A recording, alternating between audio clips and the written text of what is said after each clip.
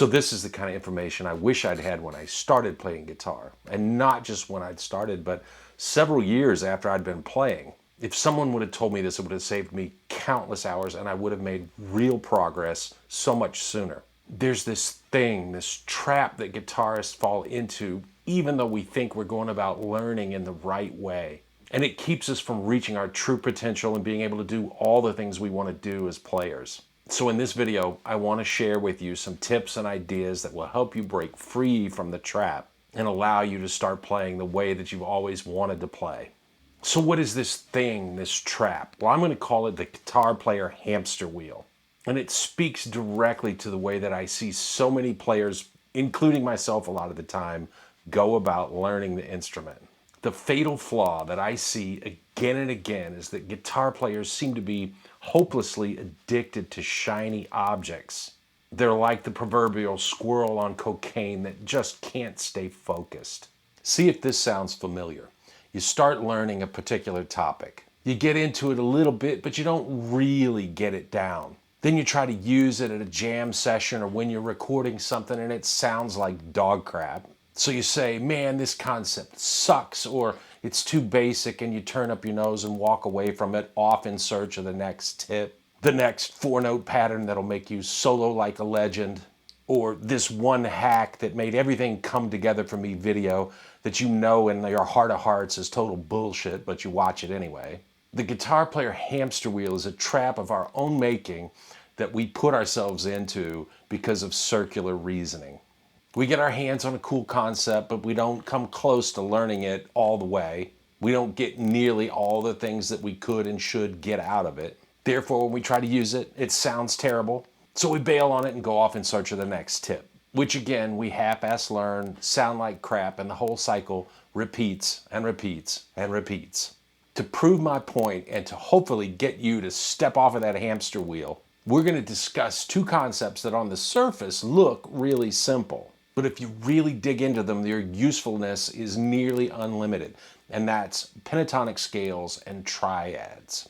Now I can remember this like it was yesterday. I was teaching at a big multi-day guitar clinic and I was talking to a younger guy that was a pretty decent player. He asked me what the next topic I was discussing was, and I told him it was innovative uses of pentatonic scales. And he kind of turned up his nose and he says, well, I never use pentatonic scales. They're way too basic. And my first thought was, although I didn't say it out loud, I sure am glad Eric Johnson didn't take that mindset. Now I can listen to Eric Johnson play for hours, and I was bored with this guy's playing after about 5 minutes. And Eric uses primarily pentatonic scales. So what's the difference? Well, many guitarists will learn a pattern or two of the minor pentatonic scales. They never learn to play it in any other way but straight up and down the 2-note per string pentatonic boxes. Maybe they learn how to move between major and minor to get some different tonalities. And they stop there. And it's no wonder they get bored and move on. But let's think for just a minute about all the things we can actually do with pentatonic scales. We have diagonal pentatonic patterns we can use to cover big chunks of the guitar neck.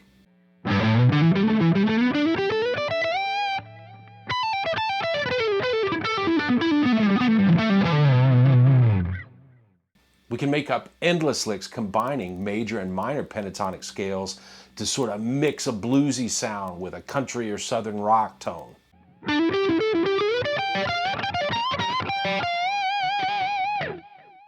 We can learn cool sequences like the groupings of 5 that Eric Johnson is famous for.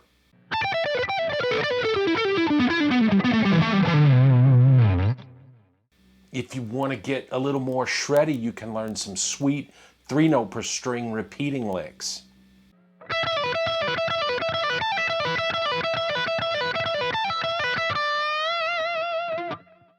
You can take it even further and put some tapping on top of 3-note per string madness.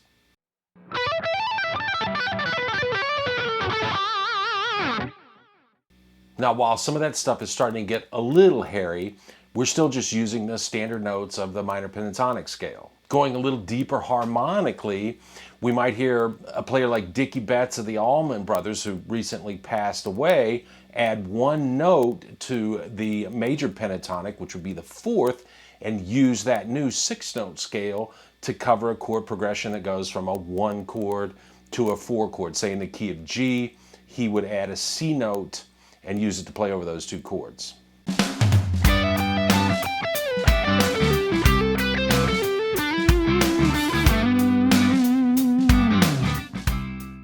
Or we might hear the great Steve Lukather of Toto do the same thing, mix that in with the major blues scale in the classic solo to the song Rosanna.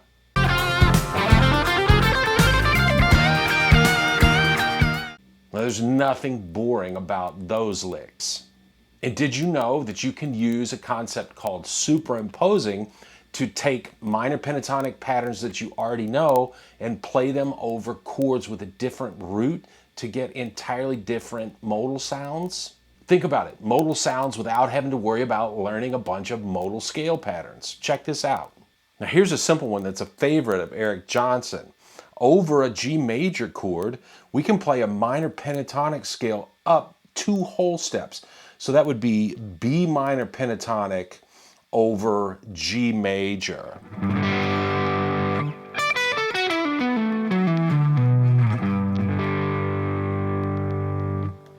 You don't have to listen to Eric very long before you hear this concept. And why does it work? Well, it works because all the notes of B minor pentatonic also exist in the G major scale. But it sounds slightly exotic because we have 3 notes that aren't in the G major chord. We've got A, E, and F sharp. A is the 9th, E is the 6th, and F sharp is the major 7th of G. Also, there's no G in B minor pentatonic, and the absence of the root note gives the scale a floating kind of a quality. Your ear doesn't quite make the full connection back to G major. And on top of that, because of the way the notes fall, you'll hear Eric end a phrase, for instance, on the E note or the 6th.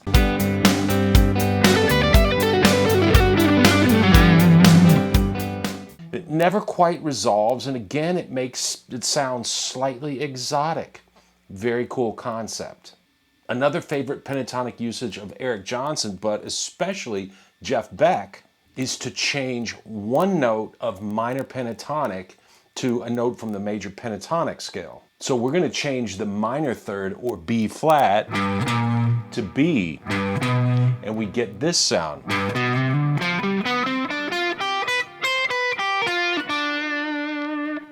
And what we've done, we created a scale called Mixolydian pentatonic, or as some folks call it, the Jeff Beck scale. Now this scale works great over dominant 7 chords, and it has this vaguely Middle Eastern feel.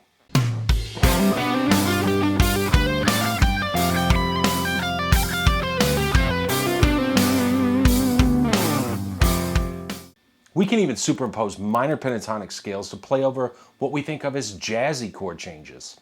Let's take the chord progression E minor 7, A7 with a flat 13, D major 7, and G major 7. That's what we would call a 2-5-1-4 in the key of D. This might really surprise you, but check out these slick rules to live by. Over the E minor 7, of course, we could just play E minor pentatonic, but we can also get a minor 9th sound by playing B minor pentatonic.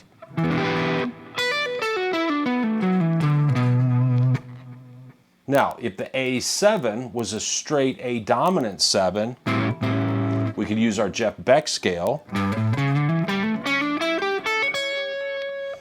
But since it's the altered dominant A7 with a flat 13, we would typically want to use a scale called the altered or superlocrian, which is the 7th mode of B flat melodic minor.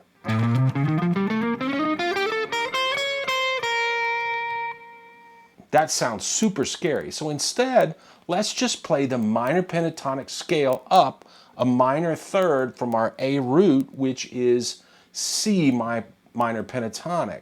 All 5 of the notes from C minor pentatonic come out of A altered or superlocrian. How awesome is that? Now, over D major 7, we could think of playing the relative minor, so B minor pentatonic. But in this case, I had the major 7, which is C sharp, and it sounds like this.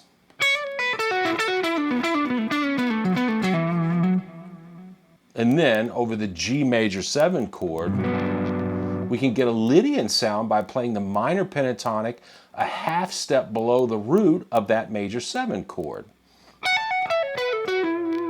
Why? Because F minor pentatonic has the notes F sharp, A, B, C sharp, and E, and all of those notes are in G Lydian mode. But once again, it sounds sort of exotic because there's no G root note and because of the gaps and the intervals of the pentatonic scale. I like to do this, make up licks moving between F sharp minor pentatonic and E minor pentatonic over G major 7. Let me play through those changes once so you hear all of that together.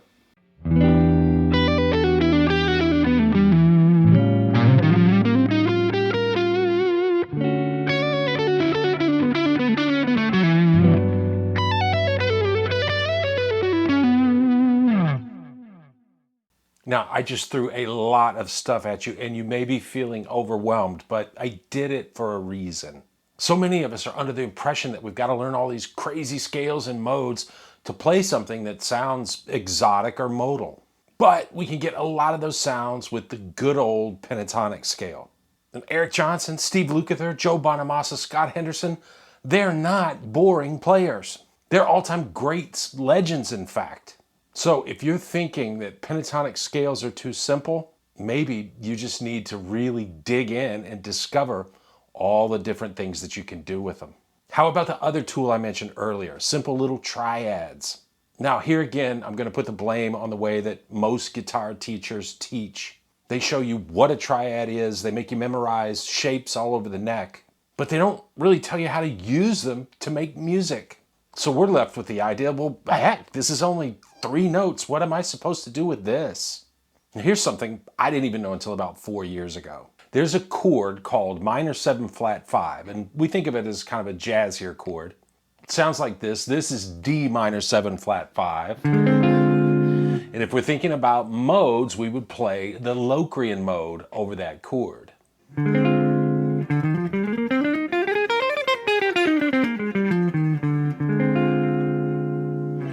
But about 4 years ago, somebody said to me, no, man, just play a minor triad up a minor third from the root of the minor 7 flat 5 chord, and it sounds amazing. And it's true. Check this out.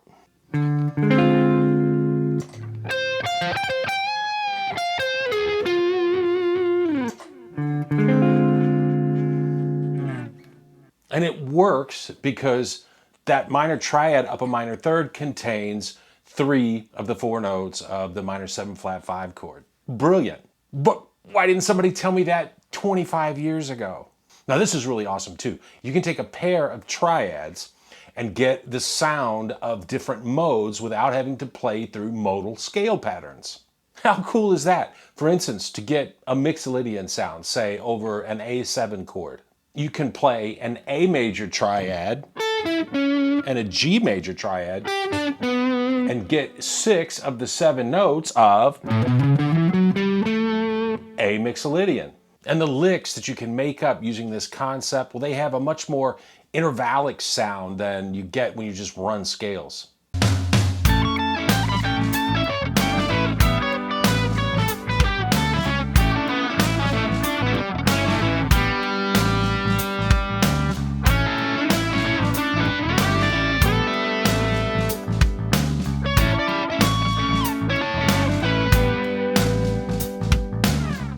Now, I had heard some of my favorite saxophone players play licks like that for years before I realized what it was that they were doing. And I'm not sure why most guitar teachers don't get into that kind of a thing when they teach their students triads. But the technique, it's really awesome and it's really useful. And you can find triad pairs to get almost any sound you'd want, even that jazzy altered scale sound. To get that sound, you'd combine the triads, a flat fifth and a flat sixth, up from the root of a dominant 7 chord. So let's say you're playing a jazzy blues in A and you want to do something cool, approaching the 4 chord. Well, you could make up a line using the altered scale.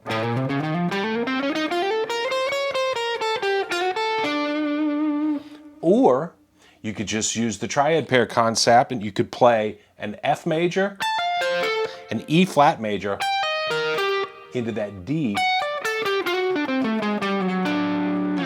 and you've got that hit intervallic sound. You get 6 of the 7 notes of the altered scale.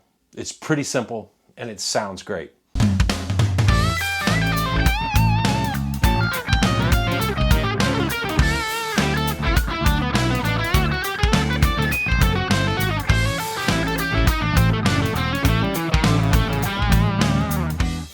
Now, of course, you can't just half-ass this stuff either. You still have to learn some concepts. You have to turn those concepts into cool licks. You've got to practice those cool licks all over the fretboard in every key. But that's just the process you have to go through to really become a player. And you can do the process with relatively simple tools if you choose to go deep enough into how to use them, which I urge you to do. Because if you don't, you're just going to be bouncing from secret magic hack to secret magic hack for the rest of your playing career. I want you to be able to get off that guitar hamster wheel, make real progress, make good music, and have lots of fun playing your guitar. Take this to heart. I'll be seeing you soon.